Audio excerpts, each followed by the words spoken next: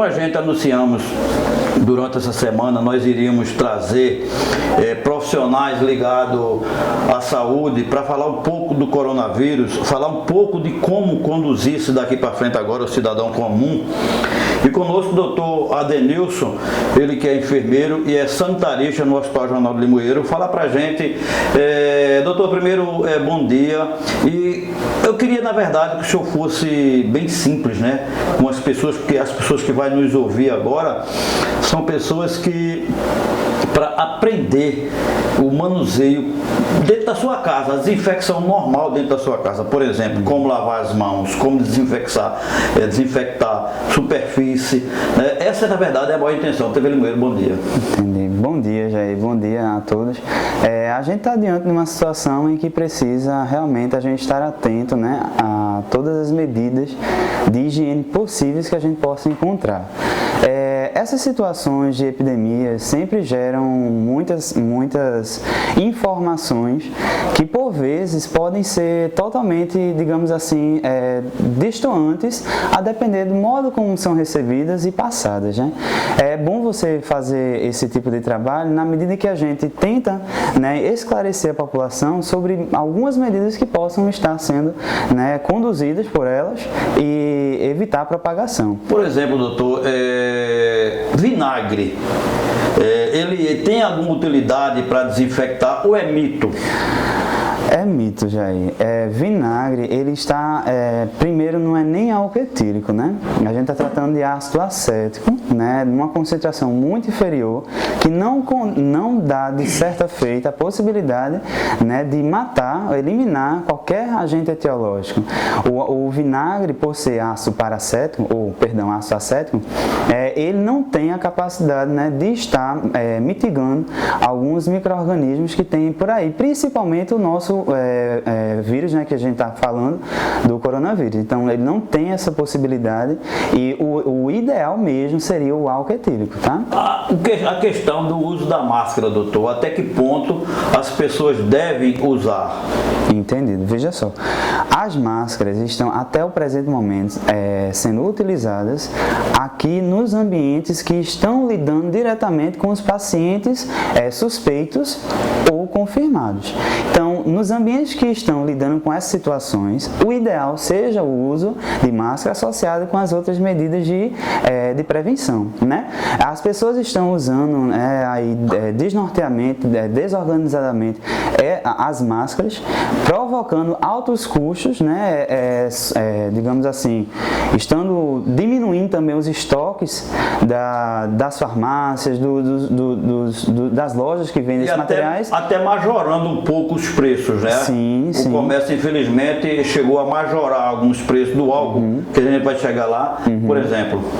Exatamente. Esse uso indevido, esse uso desorganizado, tanto por parte da população como alguns profissionais também, está causando, digamos assim, uma geração, né, de descontrole na produção, em toda a cadeia, né, de produção e uso desses equipamentos. Doutor, veja bem, a questão do álcool gel, porque as pessoas estão saindo por aí comprando, mas tem que se atentar que tem que ser álcool gel a 70, não adianta comprar o álcool gel a 46, porque existem vários tipos de graduações do álcool, e necessariamente a que vai ajudar exatamente a 70%. Veja só, Jair, boa pergunta. Olha, a gente tem várias preparações alcoólicas para tentar fazer a eliminação desse agente viral. O coronavírus, ele é sensível a essas preparações, então a higienização das mãos é de suma importância e de todas as superfícies que os pacientes suspeitos e contaminados passaram, é muito importante com essas preparações. Agora, não adianta estar comprando por aí qualquer tipo de álcool, porque o álcool que realmente está na concentração propícia para tentar fazer a eliminação do agente é o álcool a 70%. O que é isso? É uma concentração ideal que faz com que qualquer agente etiológico, seja vírus, bactérias, possa estar aí sendo eliminados, né? Nessa concentração. Concentrações superiores fazem irritações na nossa pele, podem provocar até mesmo dermatites, né? Ou ou, pelo contrário, concentrações inferiores não resolvem de maneira alguma.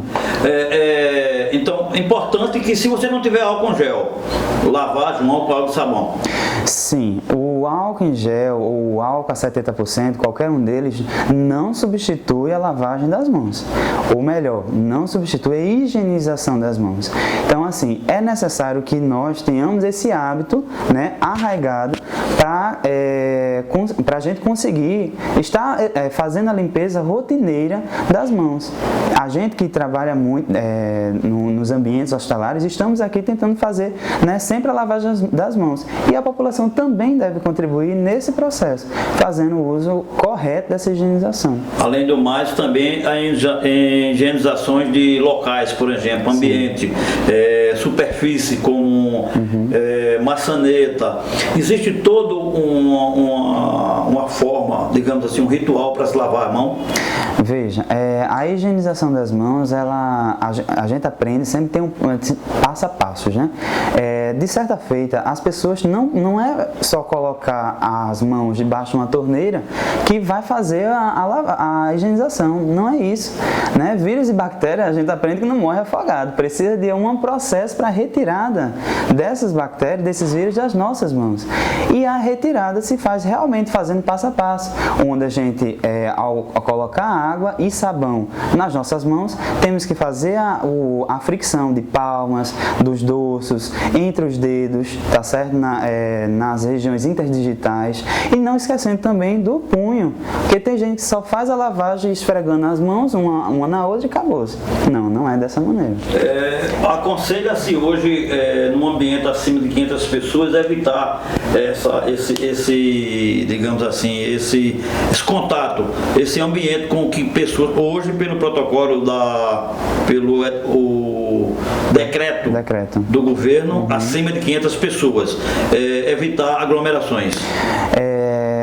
Quando a gente evita aglomerações, de certa feita, a gente quebra, né, a barreira de transmissão epidemiológica desse vírus.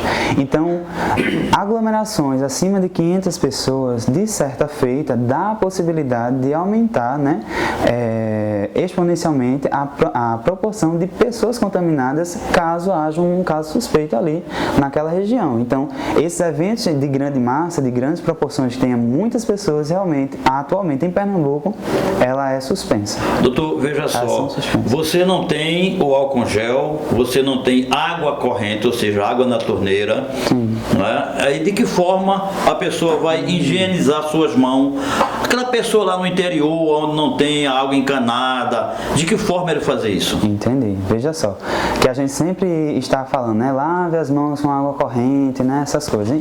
Para quem não tem higienização, para quem não tem a opção de água corrente, a gente pode ter também a água, né, dos nossos reservatórios sendo utilizada. Entretanto, a gente salienta que esses reservatórios estejam mais limpos possíveis, né? Essa água esteja a mais filtrada possível, porque nessa seguinte situação, Jair, a gente não evita apenas a propagação do coronavírus, mas sim de outras doenças, principalmente as doenças entéricas bacterianas, né, as doenças intestinais, né, surtos de hepatite, gastroenterites, né, até mesmo a cólera, né, agente etiológico de outras epidemias passadas. Então, o uso de águas em reservatórios o mais limpo possível, sem sujidades visíveis, é preciso fazer isso. A água sanitária, ela pode ser usada na desinfecção ambiental, no caso, em casa, em alguns lugares, como banheiro e outros utensílios. O hipoclorito de sódio, né, que nessa situação, como está em baixa concentração, faz uma desinfecção de baixo nível. Ele pode ser utilizado, né, nos nossos ambientes para tentar minimizar a quantidade de bactérias e outros vírus que não o corona, né, para fazer a minimização deles. Mas pode ser utilizado em ambientes, né, cadeiras, sofás, camas, essas coisas, para tentar, né, diminuir a possível carga, né, de secreções que possam ter esses locais. Por exemplo, se alguém se tiver algum desses sintomas, quais são os sintomas, na verdade, do coronavírus? Sintomas de coronavírus, por vezes, eles são sempre semelhantes ao de um resfriado comum.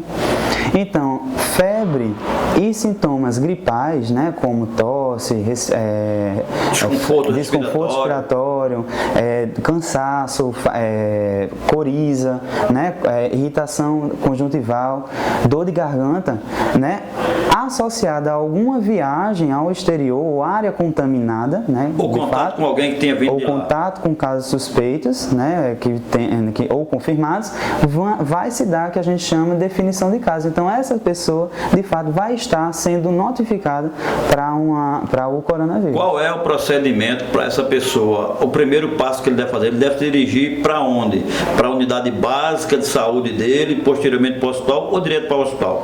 Atualmente, o Ministério da Saúde recomenda que casos leves sejam manejados na própria unidade de saúde da família, porque os casos de coronavírus mais superficiais, mais leves, brandos, eles não vão passar de um resfriado comum, né? Onde a pessoa vai iniciar, vai desenvolver e vai terminar, né, a infecção livre de consequências, né, de complicações. Mas casos mais severos, onde há um desconforto respiratório, né, proeminente, onde há aquela situação iminente de risco, então as pessoas têm que procurar a unidade de saúde o mais rápido possível.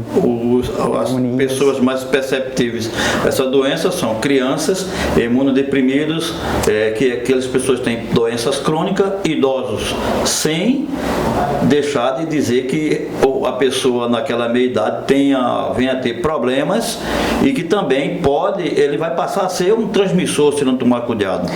Exatamente. A gente tem os grupos de risco, né? Então, crianças, gestantes, imunodeprimidos, idosos, são os que mais vão ter, digamos assim, propensão a desenvolvimento de complicações e quadros graves do coronavírus. Entretanto, salienta-se que crianças desenvolvem a infecção, mas conseguem, né, serem curadas mais rápido, mais eficaz.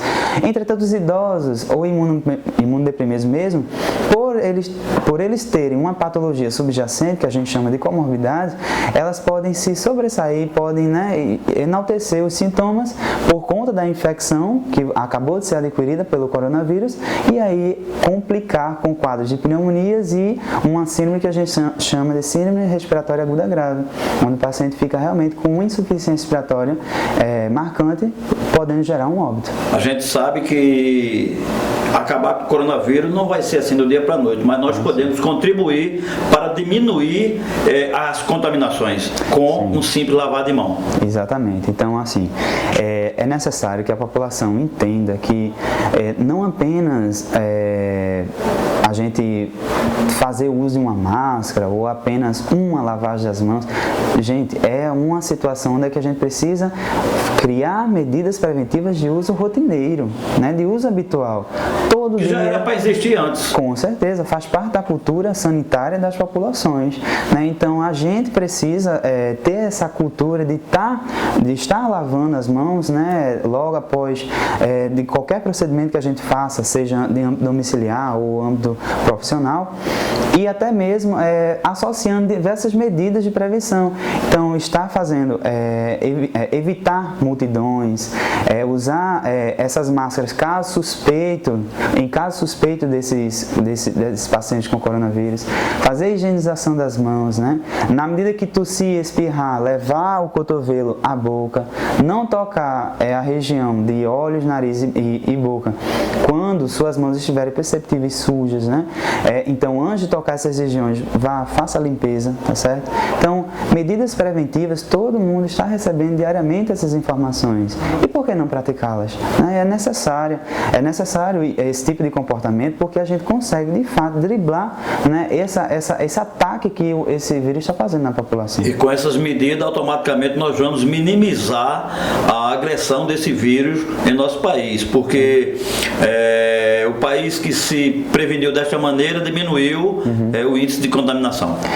Já é visto visto na literatura, em alguns estudos, que com medidas preventivas a transmissão do vírus se reduz grandiosamente. Então, os picos de epidemias que são esperados, né, aliás, os picos, né, epidemiológicos dessa doença que são esperados, podem meio que se estender, dando possibilidade ao serviço de saúde ter controle. Se a gente não fizer uso dessas medidas de precaução, se a gente não fizer uso de maneira correta das medidas de prevenção, muitas pessoas são contaminadas rapidamente, sobrecarregando os serviços de saúde e deixando aquela situação de pânico, né, como aconteceu nos outros países epicentros dessa doença.